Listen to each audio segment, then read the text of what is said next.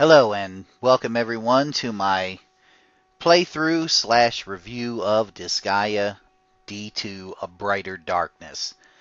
Now, the Disgaea series really holds a very, very special place in my heart.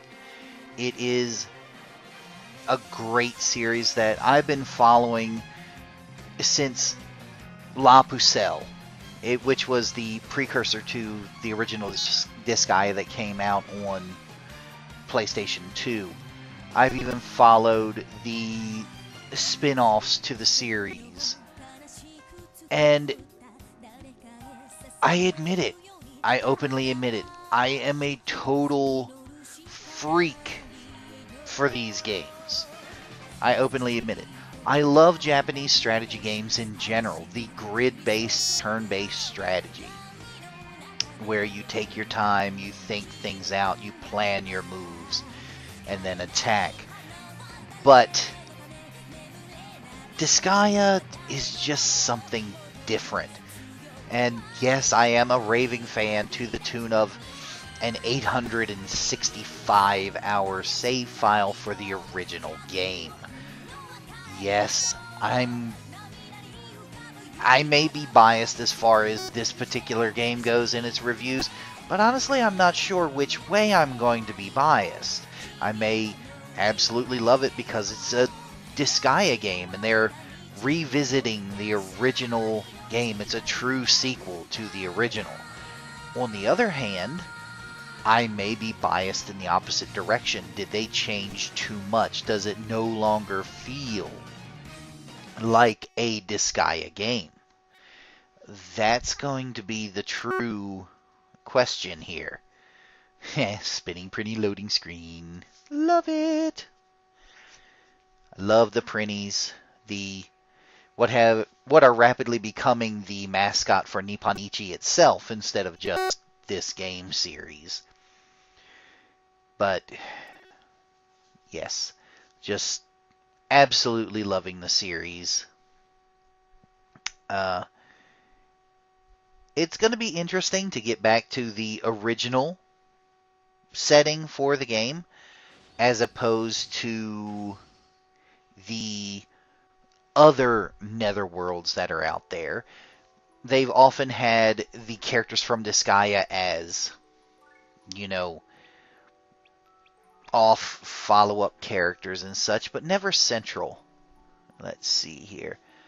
Yeah, I think I'm going to leave the language set to English because, well, let's face it, this is one of the few games of this type that I actually prefer the English voice acting, at least so far in the series.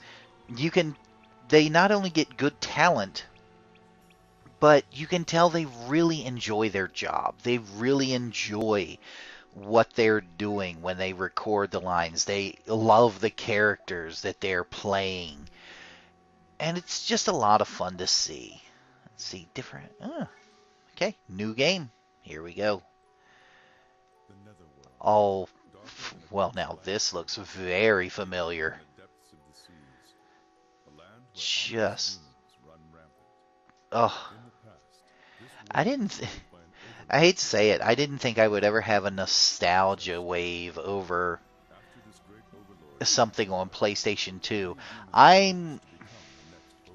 Okay, one of my taglines is beyond old school because my first machine was Pong.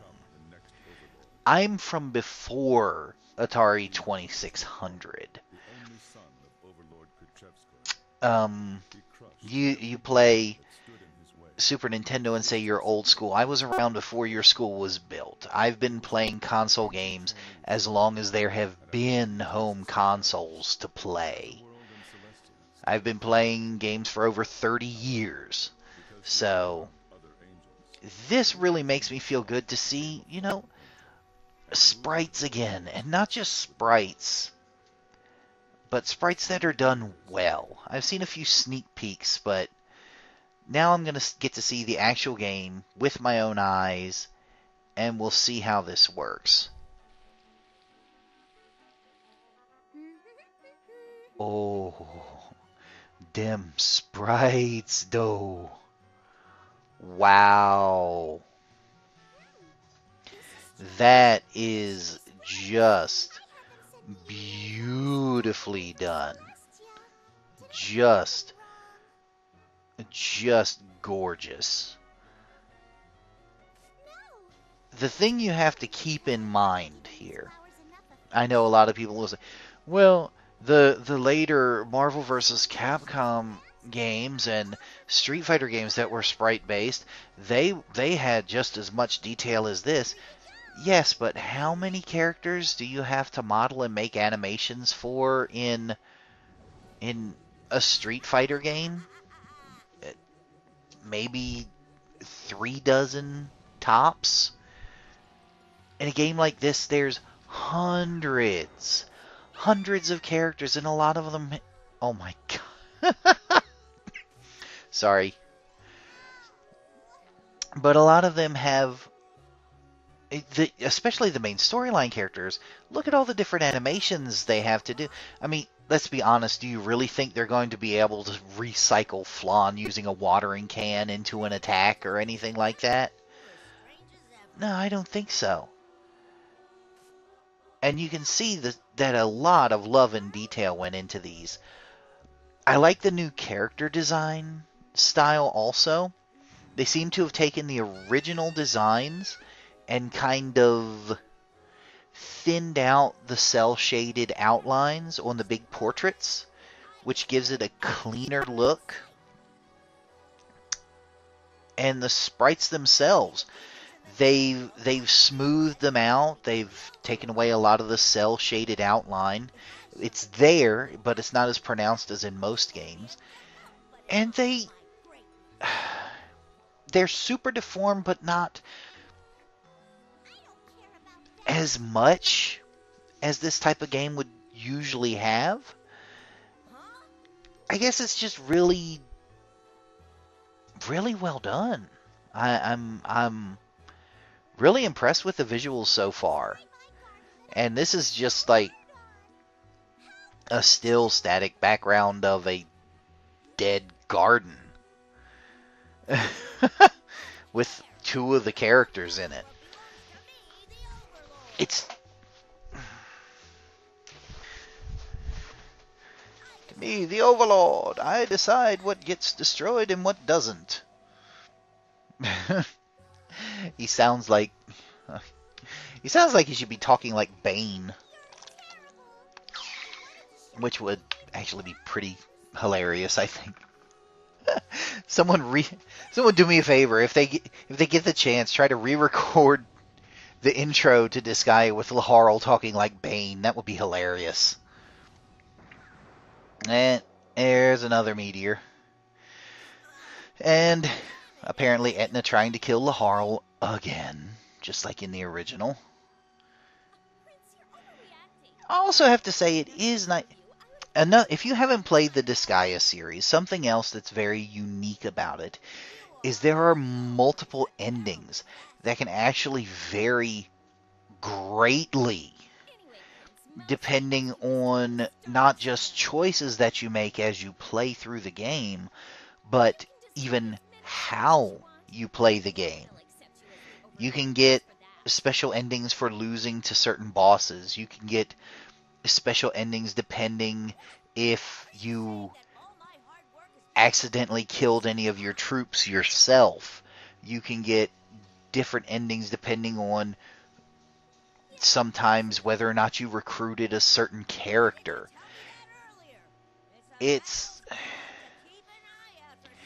nice to see which game is true, which ending, is truly considered canon to the series, which apparently is Flan becoming a fallen angel and getting to stay in the Netherworld with Laharl and Etna.